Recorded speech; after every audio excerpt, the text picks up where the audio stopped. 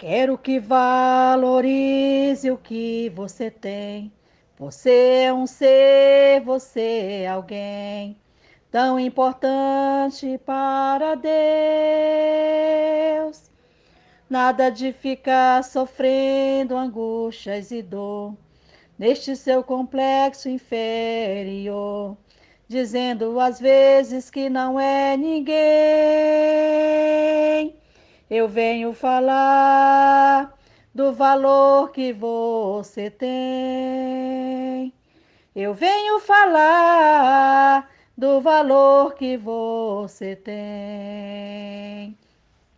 Ele está em você, o Espírito Santo se move em você, até com gemidos inexprimíveis, inexprimíveis. Daí você pode então perceber que para ele há algo importante em você. Por isso levante e cante, exalte ao Senhor. Você tem valor, o Espírito Santo se move em você. Você tem valor, o Espírito Santo se move em você. Você tem valor, o Espírito Santo se move em você. Você tem valor, o Espírito Santo se move em você. Você tem valor. Salgado ou doce? Quando nós estamos prestes a receber uma visita em casa, normalmente pensamos: o que eu vou servir? Se for um lanche da tarde, pensamos: será que essa pessoa prefere doce ou salgado? Então, para não errar, servimos os dois pratos, pratos doces e pratos salgados, não é mesmo? Assim, independente da preferência da minha visita, conseguirei agradá-la. Qual será a preferência de Jesus Cristo? Será que quando ele passou pela terra ele gostava mais de comidas doces ou salgadas? Você alguma vez já pensou sobre isso?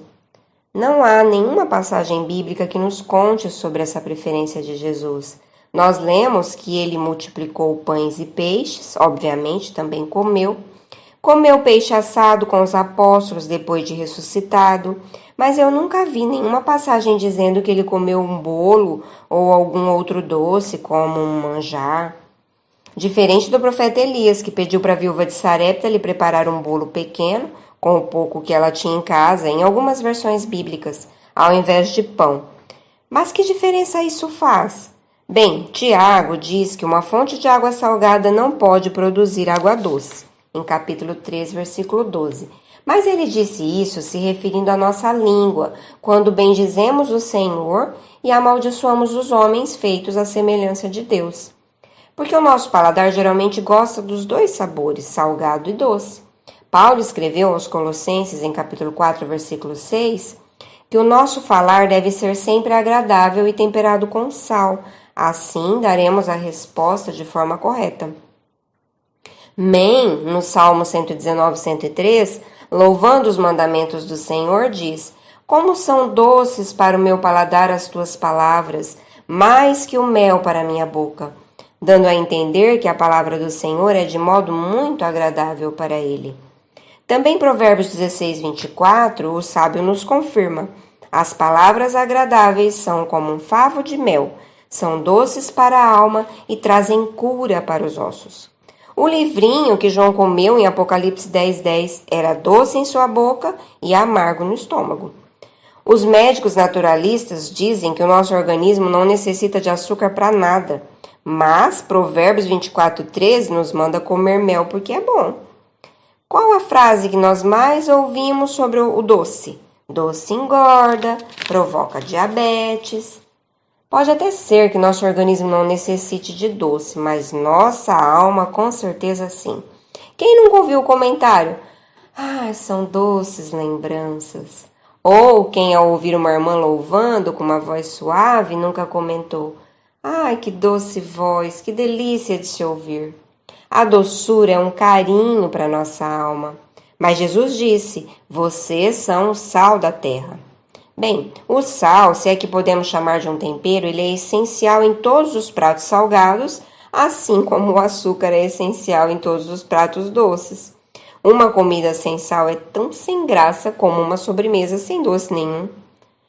Mas o que isso tudo quer dizer? Quer dizer que Jesus usou o sal para dizer que somos essenciais, fundamentais para o equilíbrio do serviço em seu reino nessa terra. Precisamos fazer a diferença, sermos notadas, vistas como cristãs que transmitem o sabor de uma vida nova em Cristo Jesus. Mas por que ele não usou o açúcar ou o mel? Afinal, o doce e o salgado não têm a mesma função, apesar de suas diferenças? Sim, suas funções são semelhantes, mas talvez seja porque o nosso organismo necessite mais do sal ou porque geralmente nos alimentamos mais de comidas salgadas do que das doces. Afinal, enquanto comemos um prato recheado de comidas temperadas com sal, talvez nos sirvamos de um recipiente bem menor com uma sobremesa adocicada, não é mesmo? Mas pesquisando sobre essas diferentes necessidades, descobrimos que o açúcar é importante porque é responsável pela energia do corpo. O açúcar, o carboidrato e a glicose são a mesma coisa dentro do corpo. É um nutriente que o organismo não pode ficar sem, é um combustível. Enquanto o sódio, o principal elemento encontrado no sal, é essencial para que o organismo mantenha o equilíbrio hídrico, o transporte de oxigênio e de nutrientes e a condução dos impulsos nervosos. Então, considerando que o sal traz uma essencialidade maior, Jesus com certeza fez a escolha certa ao usar o sal para dar o seu exemplo. O fato é que salgado ou doce não importa.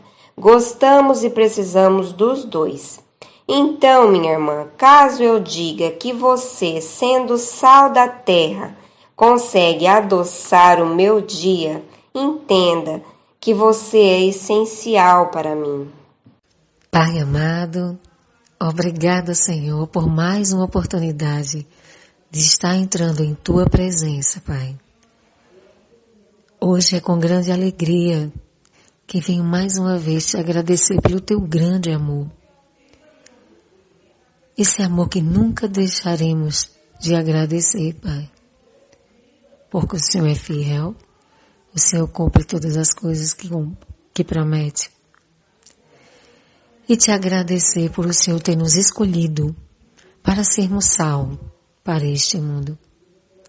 Sabemos agora e sempre soubemos da função do sal e do açúcar. Mas sabemos, Pai, o quanto é importante ser sal para este mundo. Senhor, continua nos transformando, Pai. Continua nos capacitando, Senhor,